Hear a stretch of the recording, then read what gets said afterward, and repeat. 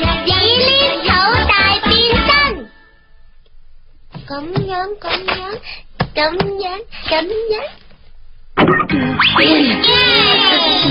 Hello， 小美你好嘛？小美啊，你喺度做緊乜嘢啊？我而家用緊紙黏土整緊自己個樣出嚟呀。呢樣係幼稚園嘅功課。吓，俾我睇下。哇，怪獸啊！我有怪獸，紫激光。我啱啱先開始做呢樣功課噶咋。我諗應該差唔多啦。真嘅？俾我睇下。有妖怪啊！紫激光，都話唔係妖怪咯。小美啊，原本我都唔想講出嚟噶啦，你真係一啲猜紙黏土嘅天分都冇。但你唔好介意喎，就算你猜得幾核突都好啦，我相信小美你都係一樣有存在價值嘅。係啊，冇錯啊，其實識唔識猜紙黏土都好，小美你依然有好多嘢叻過其他人。譬如話係喎，尋日嗰場棒球賽最後邊個贏啊？最後贏嘅嗰個好似用腳嚟踢棒球嘅山鼻師傅啊。棒球好似唔可以用腳踢噶喎。第幾個啊？我喺度亂講嘢，炒埋睇咯。小美啊，我都想試下猜紙黏土啊，睇落好似好玩咁啊。好啦，就等我嚟示範下紙黏土係點猜噶啦。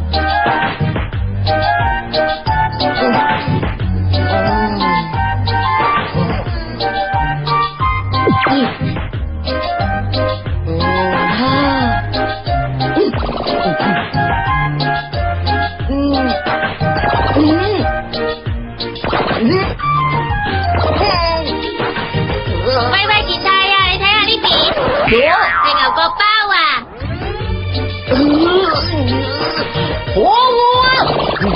喂，健太，唔好嘈我，要集中精神啦。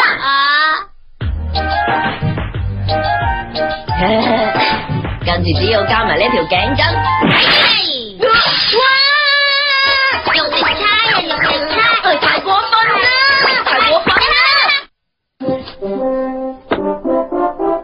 好啦，再放入火爐度燒就完成啦。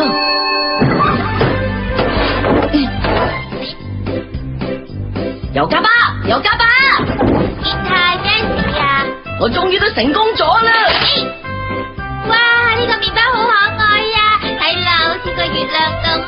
係啊，我好希望可以再同你一齊去睇嗰個可愛嘅月亮。健太，好啦，你都要加油先得噶。好嘢啊！我行到啦，油加巴行到啦，就係咁樣。呢個做到好似月亮咁嘅麵包，就用咗油加巴呢個名嚟命名啦。油加巴，叫下就已變成而家嘅牛角包啦。冇一個可能喎，你呢個人點會咁樣噶？健太，你真係好過分！健太好過分啊！各位小二你唔好啊！你走啊！企喺度啦！你企喺度啊！因為全部都係你啦！唔好走啊！你哋幾個都嘈到幾時啊？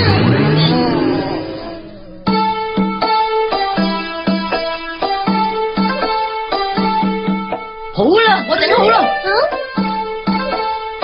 呢個健太好古怪啊！點解整到成個 BB 仔咁嘅？你睇佢個頭啊，點解咁大個嘅？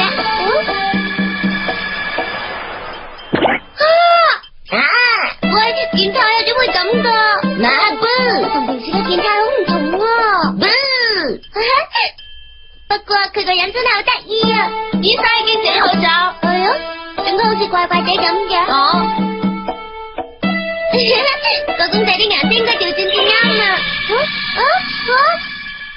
醫生，你話邊個怪怪地？醫生你點啊？冇事啊嘛？我有乜嘢都唔關你事啊！咁純良嘅醫生突然間變得咁唔友善，健太同埋醫生都係，自從整好咗個紙黏土公仔之後就變晒啦。咁即係話，又係山病先生嘅結局啦。你揾我？我係山病。即係話呢啲紙黏土唔單止將嗰個人嘅外形變到同個公仔一模一樣，而家仲會將佢嘅性格都變埋同公仔一樣。你講得冇錯。因為咁，健太就變到成個 BB 咁。因為為醫生個公仔嘅顏色調轉咗，所以佢連性格都變埋，變咗做一隻好反叛嘅熊貓啊！真不愧係小美，你咁快就明白晒。唔好載我住啦！佢哋到底要點樣先可以變翻原來咁樣啊？喂，你呢隻熊仔啊？頭先就係你隻熊仔整爛我紙黏土公仔啊！打波！你到底想講乜嘢啊？你係咪男仔嚟㗎？少少嘢嚇一餐，你啲咁怪嘅性格就等我好好咁教訓下你。喂，醫生，你唔好嚇見太佢啦！咪多事啊，你即行埋一邊啦！咩話？哎呀，你真係呀！馬布，小二啊，點算啊？小美你睇下，我用紙黏土亂猜之後就變咗而家咁樣啦。哎呀，又係嘅，我有咩理由會期望小二幫到我啊？哎呀，好餓啊！打波！喂，小美，我係嚿年糕，而家點就好啊？喂，醫生，我係嚿年糕。係啊，我都唔知點算好啦。我係嚿年糕。哎呀，唔好嘈啊！馬布。我係嚿年糕。有陣咁我點做埋啲功課喎？佢哋點先可以變翻原狀啊？如果真係想變回原狀，可以試下整同我哋3個一模一樣嘅公仔出嚟，咁就可以噶啦。係喎，我試下呢個方法啊！好多謝你啊，三明先生。就係因為你先會咁噶。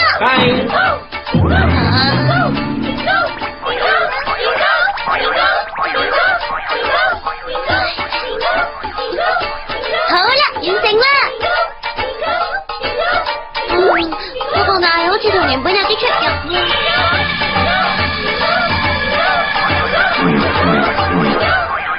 你哋聽住啊！其實我一直都想同你哋講噶，你哋嗰啲無謂嘅小動作實在太多。有咩可能啊？有咩可能係咁啊？我小二係咁冇用噶啦。佢哋點解變到咁樣嘅？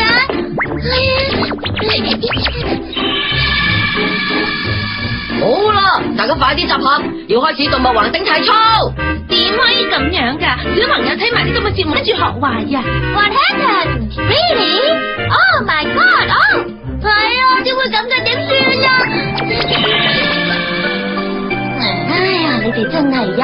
我一唔喺度就搞到啲嘢亂晒龍嘅。點會咁樣噶？真係好多謝你。點算啊？佢哋原本個樣係點嘅咧？點解我會整唔翻出嚟噶？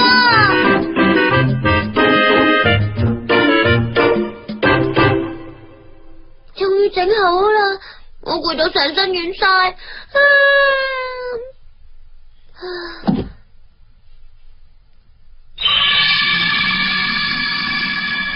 咁嘅，我哋幾個頭先喺度做緊乜嘢啊？好似係啊。我哋唔係用紙黏土喺度整緊公仔嘅咩？啊！你睇下，係我哋3個嘅公仔嚟啊！哦，真係喎！以小美嘅手工嚟講，都算你整得幾靚啦。我記翻起啦，我哋用紙黏土整咗個公仔出嚟之後，就變咗第二種性格咯。聽你咁講，又好似真係有咁嘅事喎。咁咪真係幾好玩喎！係啦，小美佢就為咗幫我哋3個變翻原狀，所以就整我哋嘅公仔出嚟啊。咦？但係佢仲未整自己個公仔出嚟喎。冇藝術天分嘅小美，竟然可以整到咁靚嘅公仔，我諗佢覺好攰，所以瞓着咗。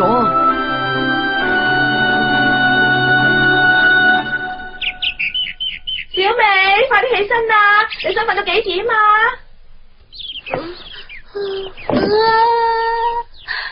已經朝早啦。哎呀，最後都係因為佢3個搞到我做唔完紙黏土嘅功課啊。係啊。呢幾個公仔都係我個樣嚟噶喎，佢哋幾個整嚟送俾我嘅。呢個梗係小二整噶啦，呢個咧就係健太整嘅，呢個咧就係伊莎整嘅。啲紙黏土會唔會係？好彩啫，係普通嘅紙黏土啫。